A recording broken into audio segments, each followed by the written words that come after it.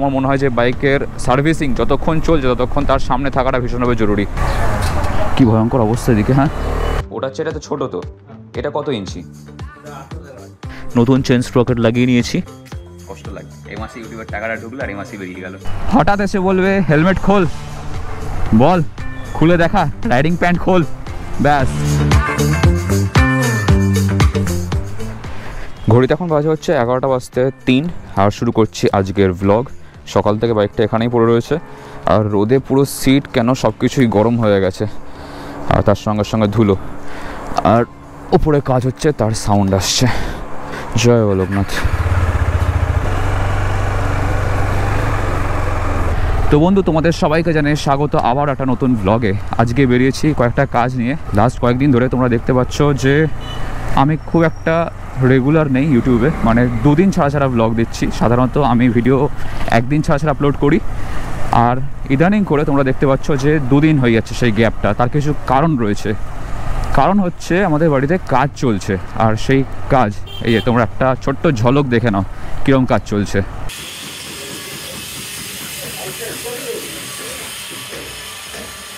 তো এই সমস্ত কিছুর জেরেতে একটু ব্যস্ত তো রয়েছি, এটা সেটা করে যাওয়া, এদিক ওদিক যাওয়া, জিনিসপত্র কেনা টেনা। তার সঙ্গে সঙ্গে রয়েছে হচ্ছে কদিন আগেই ভাইয়ের মাধ্যমিকের রেজাল্ট বেরিয়েছে, ওকে নিয়ে ভর্তি করতে যাওয়া, টিচারের খোঁজ করা, এই সমস্তগুলোও ছিল। আর সেই জন্যই বলতে পারো যে কয়েকদিন আমি একটু ইরেগুলার হয়ে রয়েছি। তবে হ্যাঁ, আবারও একদিন ছাড়া ছাড়া ভিডিও আসবে খুব শিগগিরই। আর বলতে না বলতে আমরা চলে এসেছি আমাদের পাড়ার লাদাখ ট্রেনিং সেন্টারে। দেখো এখানে রাস্তার কন্ডিশন কীরকম। দুপাশে ড্রেন ছিল না, সেগুলো হয়েছে, তবে রাস্তা এই রকমই রয়েছে, মানে যা ছিল তার চেয়ে আরও খারাপ অবস্থা। আর এই হচ্ছে আমাদের ঝাউতলা পাস। এই দেখো গাইজ, আমরা উঠে গেছি পাশে, আবার নেমেও গেছি। লাদাখ যাব, লাদাখে নিজের বাইক নিয়ে চালাবো, মজা করব, সেই সমস্ত স্বপ্ন আমাকে নিজের পাড়ার রাস্তায় পূরণ করতে হচ্ছে। দেখো আমাদের এই পাড়ার রাস্তা লাদাখের চেয়ে কম কি, তাই না? এখানে থেকে থেকে এরকম রাস্তা খুঁড়ে রাখে, রাস্তার কাজ চলে বছরের পর বছর ধরে। এক সাইডে বাজার আর এক সাইডে খুঁড়ে রেখেছে, কারণ রাস্তার কাজ চলছে। এই দেখো ড্রেন হয়েছে, দেখেছো কি ভয়ঙ্কর অবস্থা এদিকে। হ্যাঁ চলো পরে দেখাবো তোমাদেরকে আবার। তো এই সমস্ত করতে করতে বলতে পারো যে একটু ব্যস্ত হয়ে পড়েছি। আর এখানে কি চলছে আবার, বাপরে সব জায়গায় কাজ চলছে, হাই টেনশনের লাইন রাস্তার ওপরে। যখন বেরিয়েছি কিছু কাজ নিয়ে, কাজ নাম্বার 1 হচ্ছে ব্যাংকে যেতে হবে, কাজ নাম্বার 2 হচ্ছে বেসিন, কোমোড, প্যান, সিস্ট্যান্ড এই সমস্ত কিনতে হবে। দেন যাব হচ্ছে কেটিএমের সার্ভিস সেন্টারে। তো এইরকমের টুকটাক কিছু কাজ তো লেগেই থাকছে রোজের রোজ। তো আমি ভাবলাম যে আজকে সেগুলো নিয়ে একটা ভ্লগ বানিয়ে ফেলি, তাহলে তোমরা একটু রিলেট করতে পারবে যে এখন সময়টা আমার কীরকম যাচ্ছে। একে একে সমস্ত কাজগুলো মেটাবো আজকে। সঙ্গে বাবা রয়েছে, বাবাই ব্যাংকে যাবে, আমি এদিকটাতেই দাঁড়াচ্ছি নাকি। হয়ে গেছে, চলো। ফার্স্ট কাজ আমাদের ডান। এরপর হচ্ছে আমাদের সেকেন্ড কাজ, আর সেকেন্ড কাজ হচ্ছে প্যান, কোমোড, বেসিন এই সমস্ত নেওয়া। আর দোকানের সামনেই, চলো চলে এসেছি। তো বেসিন নেওয়া হয়ে গেছে, এই হচ্ছে বেসিনের বাক্স। আর ওই যে সামনে দাদা যাচ্ছে কাঁধে, ওইটা হচ্ছে বেসিন। তো ফার্স্টে এই বেসিনটা ঠিক করেছিলাম নেব, কিন্তু এই বেসিনটা নিলে মেঝের সঙ্গে মিশিয়ে যাবে পুরো। ওটা হচ্ছে, এটা তো ছোটো, তো এটা কত ইঞ্চি? 18। এখানে আরও প্রচুর রকমের ভ্যারাইটিস বেসিন রয়েছে, গোল্ডেন কালারের, এখানে তামাটে কালারের, এই একটা কালার রয়েছে। কিন্তু সাদা নিলে খুব নোংরা হয়, আমাদের নিচের বেসিন সাদা রয়েছে, তো সেই জন্য ঠিক করলাম যে ব্ল্যাক কালারের নেব। আর যেটা নিয়েছি সেটা হচ্ছে 24 ইঞ্চি বড়, এটা ছোট। আমাদের যেটা নেওয়া হয়েছে সেটা তোমাদেরকে দেখাই, এইরকম সাইজের বড় বেসিন। তো ফাইনালি সমস্ত কেনাকাটা পর্ব শেষ। আর যেগুলো নিয়ে যাওয়া হবে তার মধ্যে 2টো এখানে রয়েছে আর ভেতরে একটা রয়েছে। এই সমস্তগুলো যাবে ভ্যানে করে, আর আমি এখন যাব হচ্ছে বাবাকে নিয়ে বাইকে করে। তো কাজ নাম্বার 2 ডান, চলো। তো এরপর আমাদের নেক্সট টার্গেট হচ্ছে এখান থেকে বাড়ি গিয়ে বাবাকে নামাবো, নামিয়ে দিয়ে তারপর যাব হচ্ছে চিনার পার্ক সার্ভিস সেন্টার। সার্ভিস সেন্টারে গিয়ে আজকে কিছু কাজ আছে বাইকের। এই যে ব্রেকে আওয়াজটা হচ্ছে চিচি চিচি করে, এটা নিয়ে আমি বহুদিন ধরে ভুগছি। এই আওয়াজটা কিছুতেই কম হচ্ছে না, এই আওয়াজটা একটা দেখতে ব্যবস্থা কী করে যায়, এটা একটা। আর নেক্সট হচ্ছে আর একটা কাজ, আমার চেন স্প্রকেট যেটা রয়েছে ওটাতে আওয়াজ হচ্ছিলো, এর আগের দিনে ভিডিওতে আমাদেরকে দেখিয়েছিলাম। তো সেই আওয়াজটাকেও বন্ধ করতে হবে। তার জন্য দেখা যাক, হয়তো স্প্রকেটটাকে চেঞ্জ করতে হতে পারে। লেটস সি কী খরচা হয় আজকে। চলো, গলির রাস্তায় কে কখন কোথা দিয়ে বেরিয়ে আসে বোঝা যায় না। সামনে এই গ্যাসের গাড়িটার আগে যেতে হবে, নাহলে গোটা রাস্তা ও একাই জ্যাম করে দেবে। এখানে এক তো রাস্তার কাজ চলছে, তার সঙ্গে ড্রেনের কাজ চলছে, তার উপরে আবার ইলেকট্রিকের কাজও চলছে। যাদের যাদের বাড়িতে কারেন্ট নেই তাদের অবস্থা খারাপ। আর এই অফরোডিং, আবারও সেই অফরোডিং। দাঁড়াও, আগে রিক্সাটা বেরিয়ে যাক, তারপর যাবো।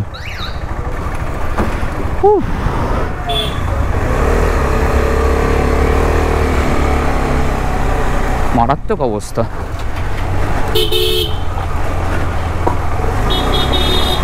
নিজের পাড়াতে সারা বছর এরকম ভাঙা রাস্তায় চালিয়ে যখন কোথাও ঘুরতে যাই তখন একটু রাস্তা ভালো আশা করি। এটা কি খুব বড় অপরাধ? তোমরা কি বলো? দেখো, ঘুরতে যায় মানুষ কিসের জন্য? রিফ্রেশমেন্টের জন্য, সারা বছরের কাজের থেকে একটু নিজেকে স্বস্তি দেওয়ার জন্য। তো খানিকটা সেই রকমই আর কি। ঘুরতে গিয়েও যদি এরকম ভাঙা রাস্তা পাই তখন কার ভালো লাগে? এই জন্যেই মনে হয় যে একটু ভালো রাস্তা হবে, একটু সুন্দর জায়গা হবে, একটু সব কিছু স্মুথলি যাবে, তাহলে ভালো হয়, ঠিক কি না?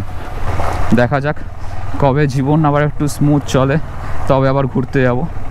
আর লাদাখের যে প্ল্যানটা করেছিলাম সেটা তো ক্যান্সেল করতেই হচ্ছে, কারণ বুঝতেই পারছো এখন কাশ্মীর, লাদাখ ও সমস্ত সাইডে যাওয়া মানে শেষ শেষ। হঠাৎ এসে বলবে হেলমেট খোল, বল খুলে দেখা, রাইডিং প্যান্ট খোল, ব্যাস। বাবাকে বাড়িতে নামানো হয়ে গেছে, এবার এখান থেকে সার্ভিস সেন্টার যাব। দুদিন হলো দেখছি এখানে লাইন টেনে দিয়েছে, লাইনের আগে এগোনো যাচ্ছিল না কালকে অবধি, কিন্তু আজকে আবার যে সেই হয়ে গেছে, সবাই সামনে গিয়ে দাঁড়িয়ে রয়েছে। তবে এই নিয়মটা যদি রোজের রোজ থাকে তবে ভালো।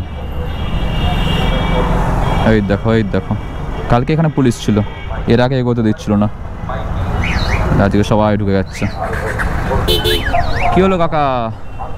বড়ই বিদিকিচ্ছিরি জায়গা গাইজ, বড়ই বিদিকিচ্ছিরি জায়গা। সিচুয়েশনটা দেখো। আর এখানে কিছু করার নেই, রাস্তা একটা আইল্যান্ড থাকলে ক্লিয়ার হয়ে যেত ব্যাপারটা, কিন্তু সেটা তো নেই। রাস্তার উপর দোকান করে ঘুমটি করে বসে আছে, লাইন মাঝখান দিয়ে টেনে দিলেই হলো। যাবে কোথা দিয়ে? ঘুমটির ওপর দিয়ে নাকি? দেখি কাকা একটু সাইড দাও। দাবিটা কি জীবনে?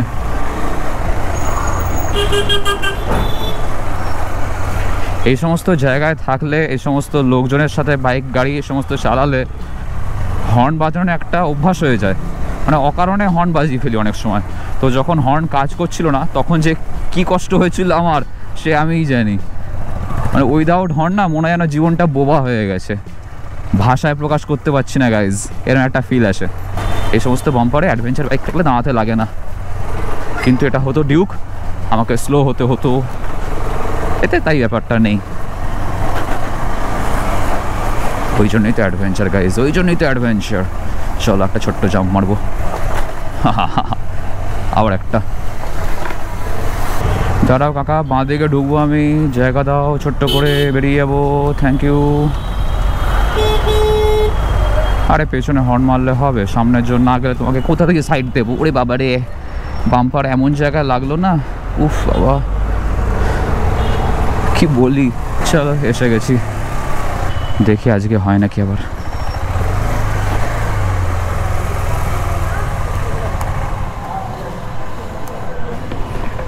দাঁড়াও দাঁড়াও, দম নিতে দাও, যা গরম। তো আজকে অ্যাকচুয়ালি স্টকে নেই, তো সেই জন্য আজকে হলো না কাজটা। তো অ্যাকচুয়ালি চেঞ্জ প্রকারটা স্টকে নেই, তো সেই জন্যেই আজকে আর করানো হলো না। ডাব্লুদাকে ফোন করেছিলাম, আমাকে এর আগের দিন বলেছিল যে আজকে ফার্স্ট আওয়ারে আসবে, হয়ে যাবে। ফার্স্ট আওয়ারে একটা গাড়ি ছিল যার চেঞ্জ প্রকারটা লেগে গেছে, তো ঘড়িতে অলরেডি 1টা পৌনে 1টা বাজতে যায়, তো সেই জন্যে আজকে আর হলো না। এরপর কালকে ফার্স্ট আওয়ারে এসে কাজ করিয়ে নেব। আজকে মাল চলে আসবে স্টকে, তো হয়ে যাবে কালকে আসলে। বুঝতেই পারছো একটু হ্যাকটিক সিচুয়েশান যাচ্ছে, আর যেহেতু বাড়িতে কাজ চলছে সেই জন্য বাড়িতে বসে এডিট পর্যন্ত করা যাচ্ছে না, মানে এরকমই অবস্থা। সেই জন্যে আমি ল্যাপটপটাকে পর্যন্ত সঙ্গে নিয়ে এসেছিলাম, ল্যাপটপের চার্জারের ওয়্যার সমস্ত কিছু, যে এখানে যদি আজকে কাজ শুরু করে দেয় ওরা সার্ভিসিংয়ের, তাহলে বসে কাজটা মানে আমার এডিটিংটা কমপ্লিট করে রাখবো, কিছুটা এগিয়ে রাখবো, কিন্তু সেটা আর হলো কই। চলো চলো ফাঁক ফোকর দিয়ে বেরিয়ে যাই। আরে সাবাস, এই হচ্ছে বাইকের সুবিধে। না বুঝতে পারছো, অ্যাডভেঞ্চার বাইক হলেও, এত চওড়া হ্যান্ডেল হলেও, যখন হাত একবার সেট হয়ে যাবে না, তখন তুমি অটোমেটিক্যালি যেদিক দিয়ে সেদিক দিয়ে বেরিয়ে যেতে পারবে। খালি একটু স্কিল দরকার, দ্যাটস ইট। মাঝে মাঝে তাই মনে হয় আমি অ্যাডভেঞ্চার নিয়ে এরকম কাটকুট মারি, আমাকে যদি ডিউক থাকতো তাহলে আমি কি করতাম। কাটকুট এক্সপার্ট গাইজ।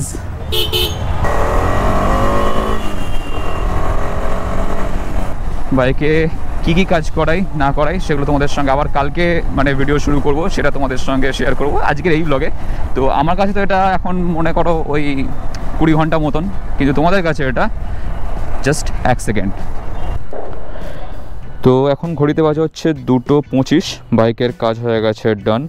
এতক্ষণ ধরে বাইকের কাজ চলছিল, চাকা ফাঁকা খুলে একদম চেন স্প্রকেট চেঞ্জ করা হয়ে গেছে, নতুন চেন স্প্রকেট লাগিয়ে নিয়েছি, আর পুরোনোটা আজকে আর নিইনি। তো চলো, 28,885 কিলোমিটার এই মিটার কনসোলটা দেখাচ্ছে। এরপর একটা সার্ভিসিং করতে হবে সামনের মাসে। চেন স্প্রকেটটা যে আওয়াজ হচ্ছিল ক্যাঁচ কুঁচ ঘাস ঘুষ, সেই আওয়াজটা এবার একটু বন্ধ হবে। আর ব্রেক প্লেটটা খুব সম্ভবত আমাকে চেঞ্জ করতে হবে, ওটা দেখি কালকে এসে সেরকম হলে চেঞ্জ করিয়ে নেবো। একবার চালিয়ে দেখে নিই তার আগে। পেছনের ব্রেকটা এখন একটু কম ধরছে। যে কোনো জায়গাতেই সার্ভিসিং করাতে দিলে আমার মনে হয় যে বাইকের সার্ভিসিং যতক্ষণ চলছে ততক্ষণ তার সামনে থাকাটা ভীষণভাবে জরুরি।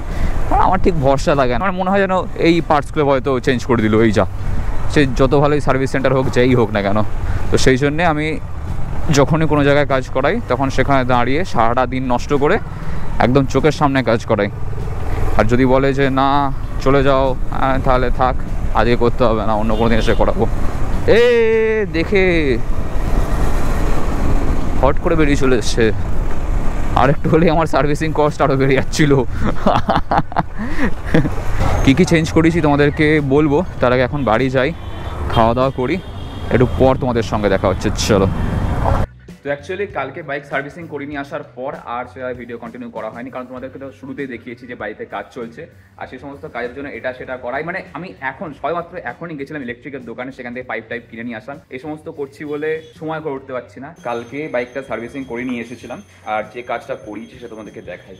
এই হচ্ছে আমার নতুন স্প্রকেট। বলেছিল যে পুরোনো স্প্রকেটটা নিয়ে যাও, কিন্তু সঙ্গে কেউ ছিল না, তারপর কোনো ব্যাগ ছিল না, ওই জন্য পুরোনো স্প্রকেট চেইন বা ছোট যে স্প্রকেটটা সামনেরটা ওটা আনতে পারিনি।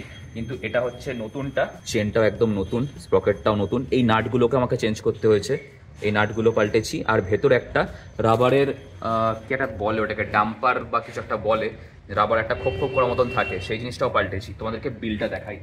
এই হচ্ছে আমার বিল, লেগেছে হচ্ছে এই যে 4,082 টাকা। তো আমার যেগুলো লেগেছে সেগুলো হচ্ছে স্প্রকেট চেঞ্জ হয়েছে সামনে পেছনে দুটোই, মানে সামনের কাঁটাটাও চেঞ্জ হয়েছে, পেছনেরটাও চেঞ্জ হয়েছে। এছাড়া ডাম্পার কাপলিং বলে ওটাকে, যে বললাম না ভেতরে রাবার একটা খোপ খোপ টাইপের থাকে, ওই জিনিসটা, ওটা চেঞ্জ হয়েছে। আর এছাড়া যে নাটগুলো রয়েছে ওই সমস্ত নাটগুলোও চেঞ্জ হয়েছে। সব কিছু মিলিয়ে আমার এই খরচাটা হয়েছে। ভেবেছিলাম 4-5 হাজার টাকা খরচা করে কাছাকাছি কোথাও একটা ঘুরে আসবো দুদিনের জন্য, কিন্তু এই 4 হাজার টাকা খরচা হয়ে গেল, কষ্ট লাগছে। এই মাসে ইউটিউবের টাকাটা ঢুকলো আর এই মাসে বেরিয়ে গেল, এরকমই হয়, প্রত্যেক মাসে এটা হয়। তো ঠিক আছে, আপাতত আজকে একটু বেরোনোর রয়েছে, কোথায় যাবো না যাবো সেগুলো তোমাদের সঙ্গে এর পরে ব্লগেতে শেয়ার করবো। ছোটো ছোটো ব্লগ তোমাদের কেমন লাগে অবশ্যই কমেন্টে জানিও, আর ভিডিও ভালো লেগে থাকলে অবশ্যই লাইক করে দিও, চ্যানেলটাকে সাবস্ক্রাইব করে দিয়ে পাশে বেল আইকনটাও বাজিয়ে দাও, যাতে আমাদের পরের ব্লগ আসলে নোটিফিকেশন পেয়ে যাও। দেখা হচ্ছে খুব শীঘ্রই তোমাদের সঙ্গে নেক্সট ব্লগেতে। Till then stay safe, take care, চলো বাই।